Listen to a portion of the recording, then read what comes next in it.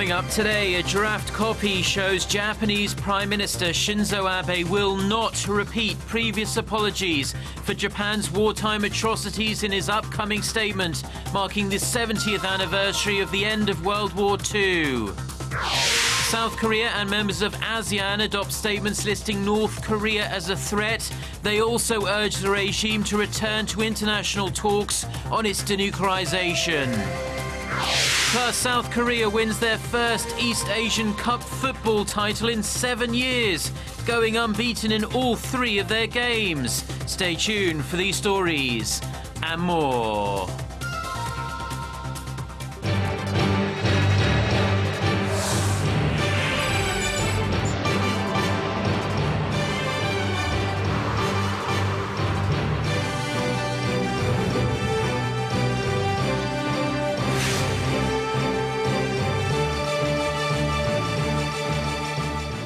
Hello and welcome. It's 6 a.m. on Monday, August 10th here in Seoul. I'm Mark Broome and you're tuned in to our early morning edition of Arirang News.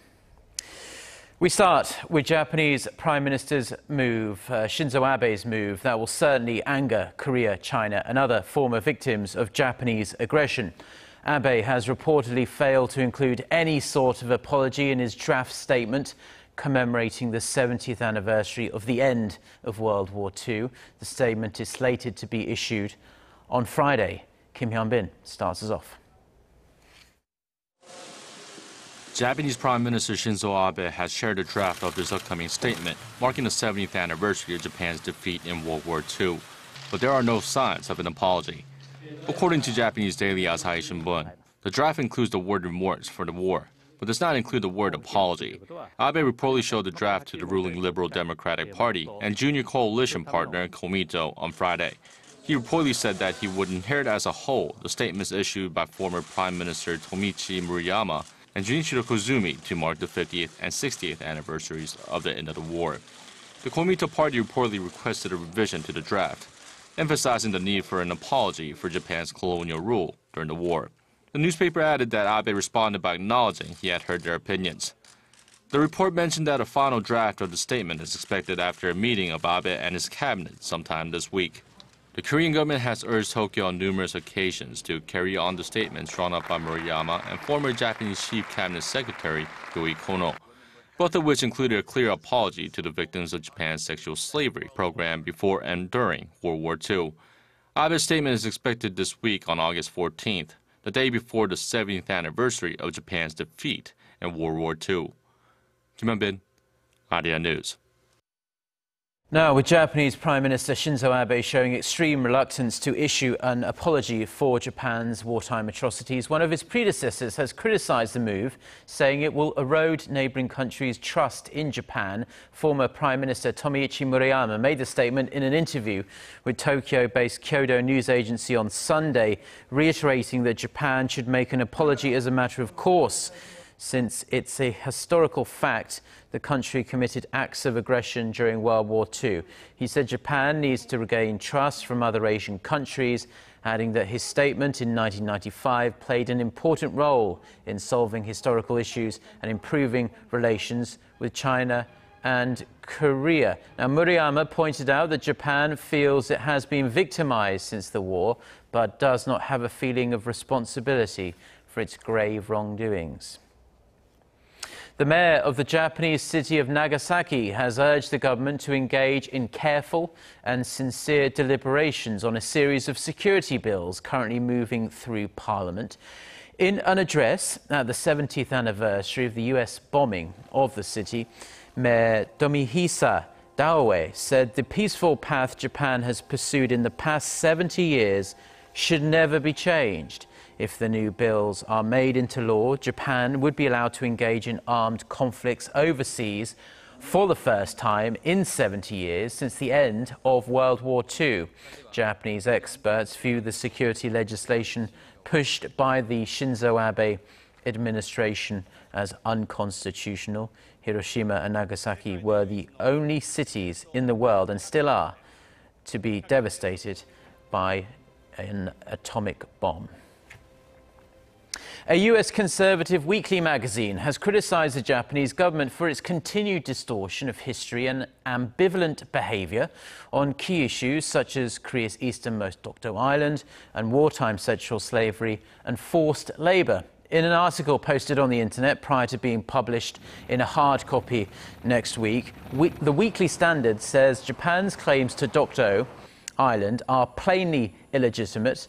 It also found fault with its Prime Minister's widely condemned annual visits to the Yasukuni Shrine, which honours 14 Class A war criminals. It said the visits raised doubts on how sincere Japan is being about its professed remorse over its wartime atrocities. It also commented on the issue of young women and girls from occupied territories who were forced into sexual slavery by the Japanese military, which is still an acutely painful memory for many Koreans.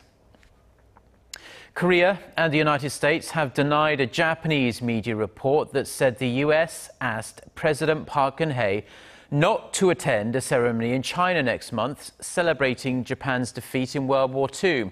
In a statement issued on Sunday, the White House said the report is not true and emphasized that a situation like that would never happen. A Korean government official also rejected the claims. Now, Kyodo News had reported, citing anonymous US government and diplomatic sources, that the US urged President Park not to attend the September 3rd ceremony in Beijing. It added that Washington had contacted its embassy in Seoul and used other diplomatic channels to express concern about the Korean leader's possible attendance. A foreign ministry official says no decision has been made on whether President Park will attend the event. South Korea and the members of the Association of Southeast Asian Nations, otherwise known as ASEAN, have adopted a chairman's statement and a joint communique aimed at preventing North Korea from further provocations, including ballistic missile launches and nuclear weapons development. Seoul's foreign ministry said on Sunday that, unlike last year, the statements specifically list North Korea as a threat. The statements urge Pyongyang to fully abide by the relevant UN Security Council resolutions. The statements also call on the regime to return to the six-party talks aimed at denuclearizing North Korea. The six-party talks, including the two Koreas, the US, China, Japan and Russia, have been stalled since late 2008. The statements were released following a series of ASEAN-led foreign ministers' meetings in Kuala Lumpur last week. Now, it has emerged that North Korea was never interested in arranging a face-to-face meeting between leader Kim Jongun and Lee Hee-ho, the widow of former South Korean President Kim Dae-jung, who recently spent a few days in the country. That's what a senior unification ministry official had to say in response to criticism. The South Korean government didn't try hard enough to arrange such a meeting for Lee during her four-day visit to the north last week. Now, Lee is believed to have personally asked for a meeting with Kim, but that question was rebuffed. Another government official said it isn't appropriate to gauge the significance of Lee's trip on whether she met Kim or not, since she went there for humanitarian purposes. Lee has maintained that she was visiting the north as a private citizen and had not been assigned any governmental duties.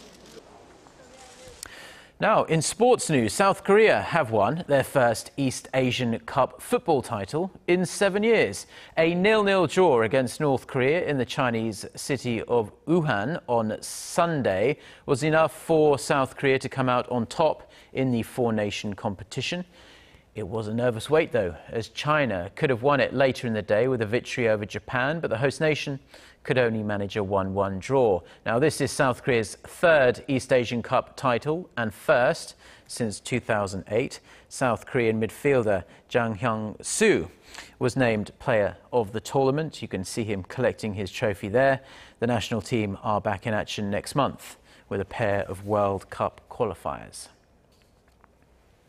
Now, the worst of the MERS outbreak in Korea is behind us now, with no new cases in well over a month. But its impact is still being felt by small businesses here in Korea. New data shows many have gone to the wall, squeezed out of business by sluggish consumption and tight competition. Kim Jongun reports. The number of small businesses run by self-employed individuals in Korea has dropped to its lowest level in 20 years. Most of these are mom-and-pop stores in the food, retail, and lodging sector. They're running out of business, largely affected by the sluggish domestic consumption fueled by the MERS outbreak earlier this year. They're also being squeezed out by big retail stores and distribution chains and increased competition amongst themselves. In the January to June period, Statistics Korea says the number dropped by 107,000 from the same period last year to under 4 million. In response, the government says it's devising measures to increase support for self-employed business owners. For one thing, the Small and Medium Business Administration is revitalizing its Hope Return package, designed to help people who are closing their businesses find new jobs. Under the program, small business owners with annual sales of less than $129,000 are eligible to receive employment counseling and financial aid. The state-run agency has also increased the amount of financial aid for those in the program from around $515 to a maximum of $644.